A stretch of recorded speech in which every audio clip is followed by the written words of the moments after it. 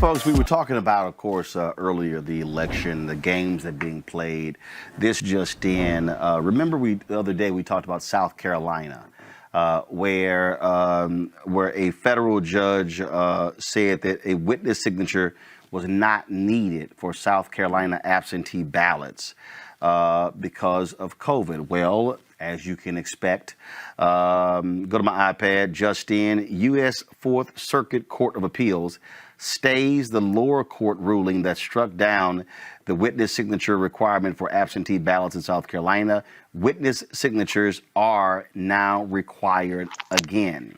That in from the Fourth Circuit, and just for folks who don't quite know, Greg, the Fourth Circuit was one of those conservative circuit courts where Republicans like Jesse Helms and others purposely kept not only black folks from getting appointed to the Fourth Circuit, but they fought Democrats as well, because this is part of the deal. And this is where, I need you, Simple Simon. I need y'all to understand, all of you ignorant folk, stuck on stupid folk, who keep falling for this. I ain't voting. It ain't changed nothing. I need y'all to understand the game. The person who is president picks federal judges. The Senate confirms or rejects federal judges. So let me walk through the scenario again for you simple Simons. South Carolina requires a witness, meaning when your absentee ballot comes in, you can't just fill it out and mail it in. No, they require someone to be there to witness it. You might have to get a notary. That costs you money. We call it a poll tax. Mm-hmm. Same thing. So, federal judge strikes it down, goes to the Fourth Circuit. They then reverse it. This is what happens, y'all. This is how, and I need y'all to understand why Donald Trump wants this hardcore Republican to replace Ruth Bader Ginsburg. Because what they know is when all y'all sue, or when somebody sues on your behalf and it goes to court, it's likely today, if I pull up, again, I'm just, if y'all don't want to believe me, just believe the numbers, because I got receipts. Vanita Gupta tweeted this earlier. She leads a leadership conference on civil and human rights. This is what she said. I'm going to blow it up so y'all can actually see it, because maybe y'all can need it in big boldness to understand the game. This is what she tweeted. Instead of passing the HEROES Act, which the House passed 132 days ago, the Senate confirmed Trump's 218th lifetime judge today. Stacking the courts and rushing through a SCOTUS nominee is all McConnell cares about. But we fight on for our courts and for our democracy every day. So, simple Simons, if you are in South Carolina and you aren't registered, or if you are registered and you say, I ain't voting, that means that you make it easier for Lindsey Graham to be reelected. Who is Lindsey Graham? Lindsey Graham, since Republicans are in the majority, is the chair of the Senate Judiciary Committee. What does that mean? That means he is the one who is shepherding through these federal judges and the Supreme Court position. Now, if you elect Jamie Harrison, and if Dems pick up seats in Arizona, Colorado, and Maine, Democrats are now in control of the Senate Judiciary Committee. So that means they are likely to appoint judges that believe in Brown versus Board of Education, that believe in civil rights, that believe in climate change, that believe in voting rights. that more than likely is going to give you a fair hearing when it comes to the death penalty or when it comes to striking black jurors from cases. So when you simple Simons say, I ain't voting, what you're actually doing is putting a nail in your own coffin. Because when your friend or your cousin who is in prison, come on, and they withheld evidence in his trial, and then he sues with the help of the Innocence Project or the Lawyers Committee for Civil Rights Under Law or the NAACP Legal Defense Fund or the ACLU, if they go before a federal district judge who is appointed by McConnell and Trump, which means they might be far right, they likely not going to rule in your favor. And so then you're going to appeal their ruling like they did in South Carolina, and it's going to go to the Fourth Circuit Court of Appeals. Come on. And if they are right-wing, they are going to rule against you, which now means that you only have one other place to appeal, and that is the United States Supreme Court. And if they have a 6-3 conservative, hardcore, right-wing majority on the Supreme Court, they won't even hear your case, and if they do, they will reject it. And they are the final arbiter. So that means when you sit your ass at home, when you don't vote, you allow all of that to happen, and then you're likely the one on my YouTube channel, on my Twitter feed, or on my Facebook page going, nothing is changing because you sat on your ass. Greg Carr. No, Roland, you're right, of course. And, something Reese said a minute ago, certainly, let me just co-sign what you said on all of it, but especially when you talked about the algorithms on Twitter, the folks who are trying to help Donald Trump in re-election who are not here in the United States are weaponizing the ignorance that is coming from some people who are real life folk. I love what you said. Well, says some people so woke they sleep.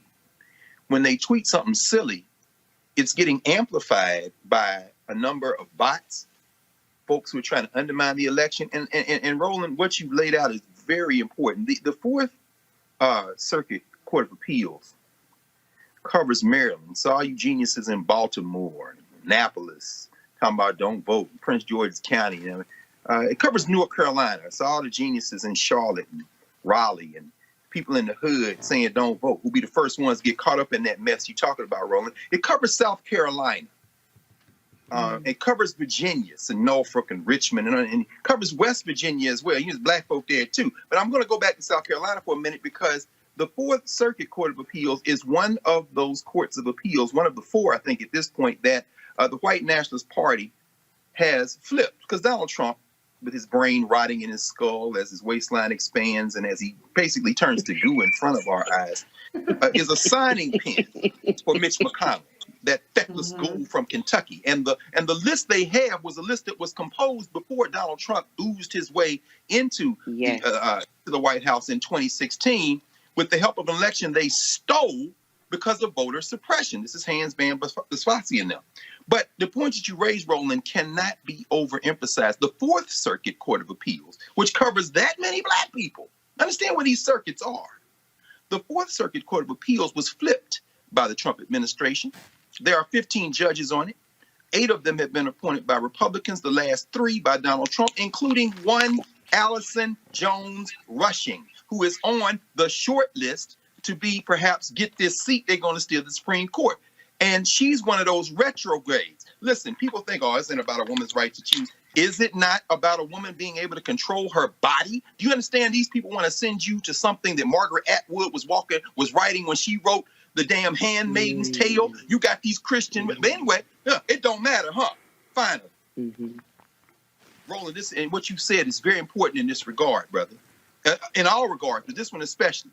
Supreme Court doesn't touch any but a fraction of federal law.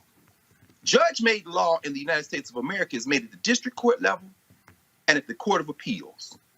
All but a handful of cases are decided at those 2 levels. They don't make it to the Supreme Court.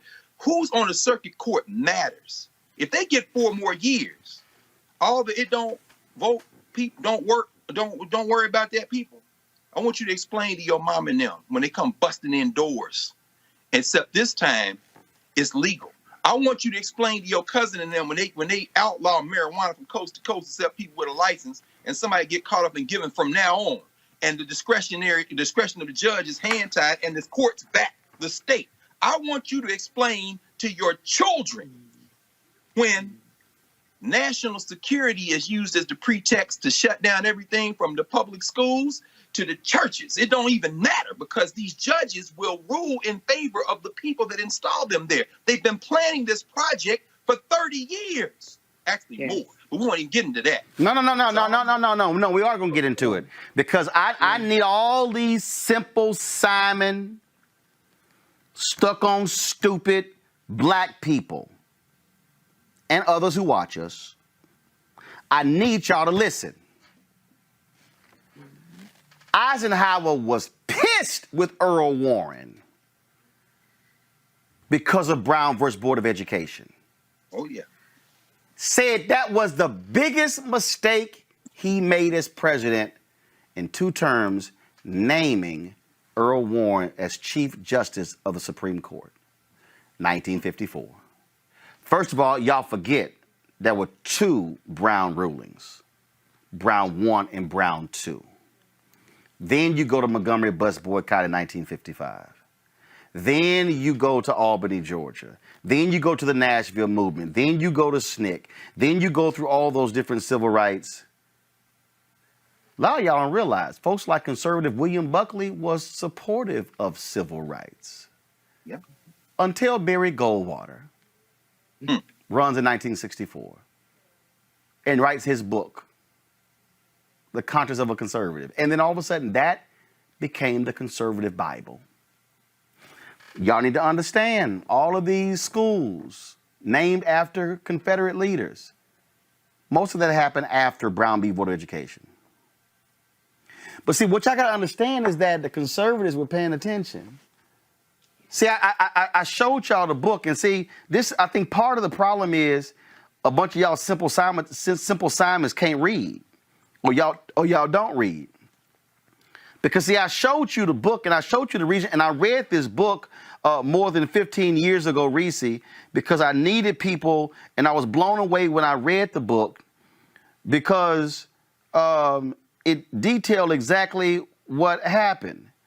Y'all, the book is called, if I can pull it up right here, the book is called, I'm just going to blow it up, Unlikely Heroes, a vivid account of the implementation of the Brown decision in the South by Southern federal judges committed to the rule of law. These were all white men who believed in the rule of the law, and these white men opposed the white neighbors, the white church members where they lived, and they said the law is the law, and they were the ones who actually interpreted.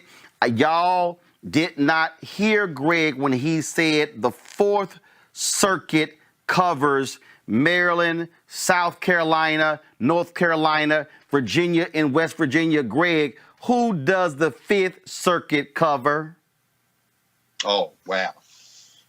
That's Georgia and them. You're going south on that one. The Fifth Circuit, y'all, covers Georgia, Mississippi, Alabama, Louisiana, Texas. These white judges interpreted Brown v. Board of Education. Tell them look up Eugene Tuttle. The white conservatives got mad because the federal judges were the ones who made it law. And that's how Jim Crow failed. That's right. So the conservative think tanks funded by the Scapes and the Mellons and other rich conservatives, the Southern Baptist Convention, and all of that, they were pissed. Yes. And they said, how in the hell did this happen? And then 1972 rolls around and you got busing. Read Bob Brown's book. Nixon, one of the things that Nixon did was he quietly made busing happen. Bob Brown helped. But federal judges were the ones who ruled. And so these white conservatives, but how? Then 1972 became Title IX. That's right. Professional schools open for women. That's right. Now women can become engineers and doctors and dentists and lawyers. Then you had Roe v. Wade. And the conservatives said, in order for us to control America, we must get control of the federal bench. That's right. That's when the Federalist Society. And then the Federalist conservatives said, those liberal schools. And they said, no. They said, we're going to send our kids to those liberal schools. That's right. Because guess what? The Supreme Court justices, they mostly come from Harvard and Yale and Columbia and Princeton. So we're going to send our kids there. So we're not going to open a Federalist Society chapter. And what we're going to do is we're going to raise the next generation of far right-wing, hardcore judges who we have groomed, who we have paid for, who we have given the scholarships to. Why do you think Justice Anthony Kennedy cut a deal with Donald Trump saying the only way I will retire is if you replace me with one of my law clerks, Brett Kavanaugh? Brett Kavanaugh, y'all, was groomed for the Supreme Court since he was in law school. And while you simple Simons are sitting your asses right now, bitching right now at me on Facebook and Periscope and YouTube, saying all you doing is trying to carry the water for Joe Biden, Kamala Harris, and the Democrats, they have been funding, teaching, promoting, and raising up the very people who want to keep your ass from voting, who want to keep you locked up. And that's why they control legislatures across the South, which then led to political gerrymandering, which is why they control the state Supreme Courts, which is why they control the Florida legislature and the Mississippi legislature and the Alabama legislature. Because what they also figured out was if we can control the courts will reaffirm what we do on the state level. That's right. So when the Supreme Court ruled that we can't make a determination on political gerrymandering. So what they then said is, it's up to you. So what they said is only the state Supreme Court can rule on political gerrymandering. Right. Pennsylvania State Supreme Court ruled against political gerrymandering. What did Republicans do? They tried to impeach the folks on the court. In North Carolina, only because Democracy in North Carolina and repairs of the breach in the NAACP and others fought there. Democrats now have 5-2 majority in North Carolina Supreme Court. Who ruled that racial gerrymandering was illegal? The North Carolina State Supreme Court. So for all you simple Simons out there who did not pay attention during school, I need you to understand that the conservatives, Reese, said if we can control the U.S. Supreme Court and the state Supreme Court, we've got open runway to do whatever we desire. Go ahead. And they won.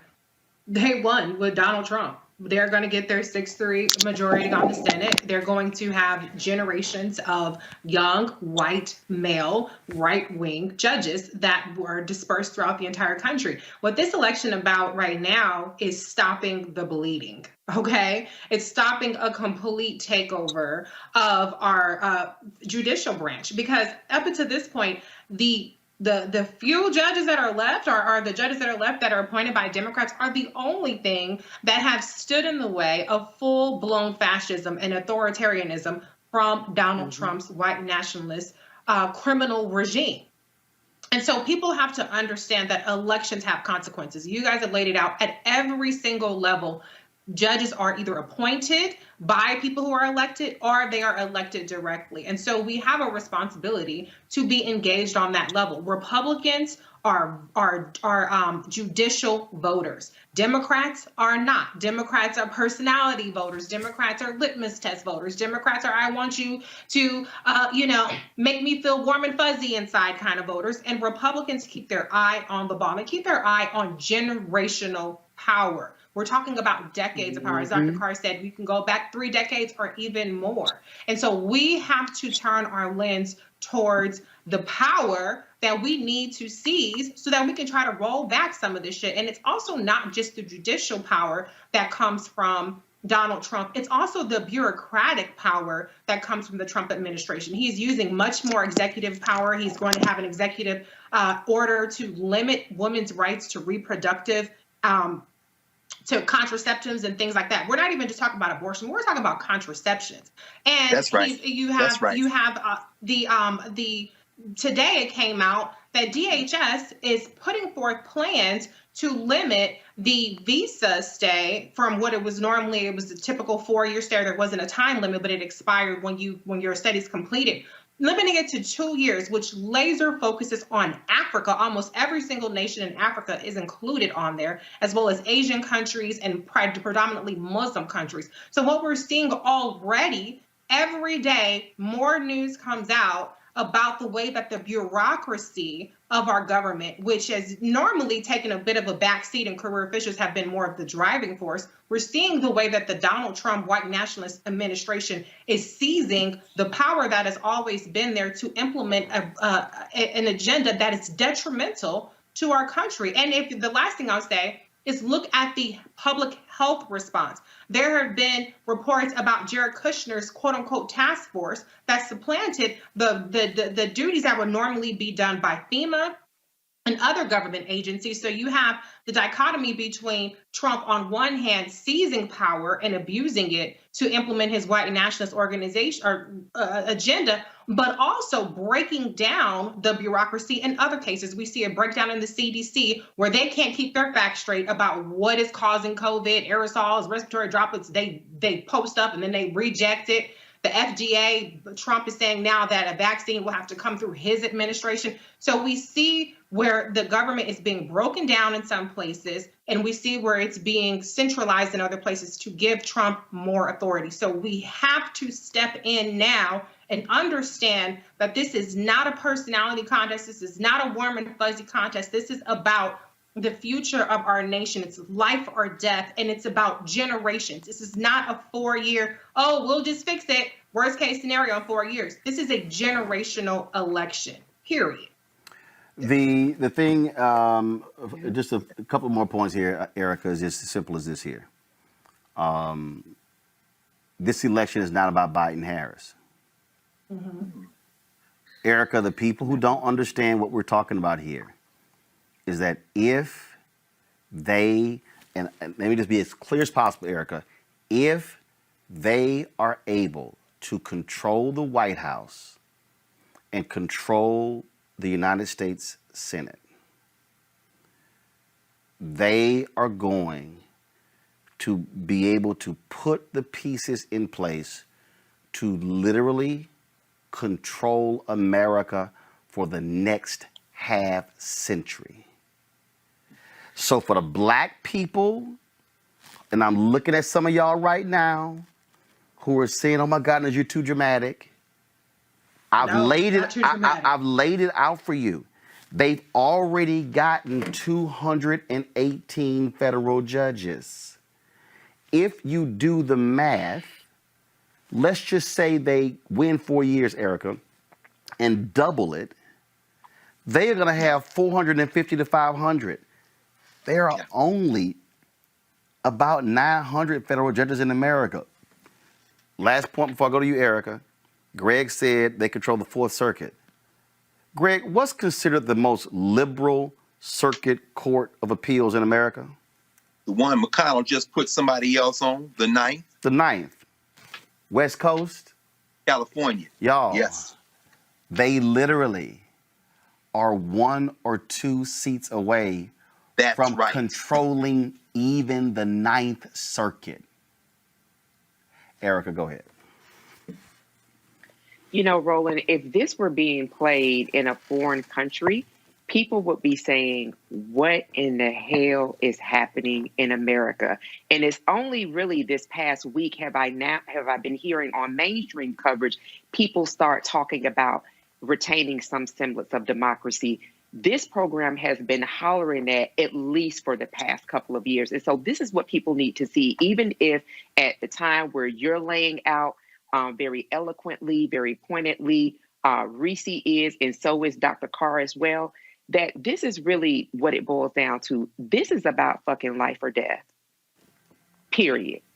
That's exactly what this is about. All of these alternate realities that people have rolled themselves in social media. Think about this ban that's already happening on TikTok. You can cut that shit all the way out. Every distraction will be cut. And the only thing that people will be able to focus on is what we've been talking about here on Roland Martin Unfiltered for the past 2+ years, is understanding that this regime is on your neck. It wants nothing but absolute power. And the labor that produced this country, that we did, in fact, build this country for free, that they want it, and they want it fully. They do not want you to thrive. They don't want you to live free. The welfare that they are accustomed to, they want to continue to do that. And they are continuing to do that, locking up the courts. They're freely telegraphing and telling you that they're going to steal this election. What people are having conversations about, Jaheim and all of the rest of the flunkies that are entering this conversation misinformed, dumb, and really with no understanding of what the impact that this is about life or death. And so if people want to see life like no other, then don't participate in the vote. But be prepared to fend, as Dr. Carr talked about, be prepared to fend for not only yourself or your family, because what we saw in the case of Breonna Taylor, that could become something that is just very, that happens on a day or at least every other daily basis. I've been to foreign countries, and these are things that people are crying and pleading and saying, can you go back and talk to people to help us in their countries? We will be that nation. So That's participating in the vote is something that everybody needs to do, because it is a right that other people flourish in, and they also flourish in it dually, ensuring that we are oppressed from doing it. But unless people are willing to accept what lies ahead, which is a total obsequience to Donald Trump and everybody else, in the same position that many of our brothers and sisters are that have been impacted by COVID in the economic realm, be prepared for that, because that is what's coming, and it's coming fast. That's right. Final comment, Dr. Greg Carr. No, I agree. There's nothing more important. It's funny, some of my friends who are friends, I understand, I think they just have a fundamental misreading. Or they are reading, but they're reading for quotes. They read like lawyers. In other words, they're trying to win an argument instead of protect people. And I think they think they're trying to protect people. But ultimately, Roland, what you've laid out is critical to understand. Nations come and go. And this is definitely a generational election, but it's one that has been built on a different understanding of where we are. As I said before, these federal judges, Supreme Court justices in particular, tend to retire if they're part of the white nationalist party. As you said, Anthony Kennedy is approached and has this negotiation that takes place. Yeah, Scalia dropped dead, but Sandra Day O'Connor is still alive. She stepped out. One critique, and it's a legitimate critique of both Ruth Bader Ginsburg and Stephen Breyer, is that they did not retire. In fact, Thurgood Marshall waited too long. But it's typically because the Democratic Party seems to think that they're involved in a country that has some rules that are different than the real rules. The real rule is power. And so you do what you need to do when you need to do it. But the stolen election of 2000, the stolen election of 2004, and then the Obama interregnum, by then the Democrats seem to have some genius philosophy that they're chasing these 3 toothless white voters in Ohio that they will never get back, instead of the swelling numbers of non-whites who have sense and young people, have led to this moment. The change election was probably 2016. the stolen election of 2016. What we are doing now, as Reese has just said, is trying to stop the bleeding. And finally, what Linda Sarsour said on this show to you, we're trying to pick our best opponent. Because as Erica just said, these cats get back in, we're going to find out, Nuck, if you buck. And all you cats saying with your chest that it don't matter, I hope you're ready to get out in the street and protect your mama and your daddy and your cousins and them. Because these people here, they coming for your natural life. All right, folks, back to our Roland Martin Unfiltered video in just 1 moment. As our community comes together to support the fight against racial injustice, I want to take a second to talk about one thing we can do to ensure our voices are heard. Not tomorrow, but now.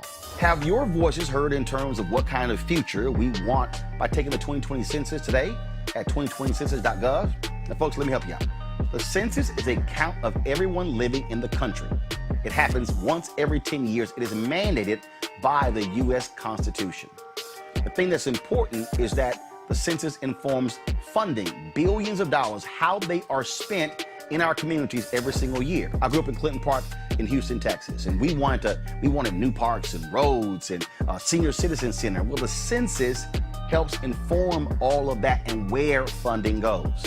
It also determines how many seats your state will get in the U.S. House of Representatives. Young black men and young children of color are historically undercounted, which means a potential loss of funding of services that helps our community. Folks, we have the power to change that. We have the power to help determine where hundreds of billions in federal funding go each year for the next 10 years. Funding that can impact our community, our neighborhoods, and our families and friends. Folks, responses are 100% confidential and can't be shared with your landlord, law enforcement, or any government agency. So please, take the 2020 census today. Shape your future. Start at 2020census.gov.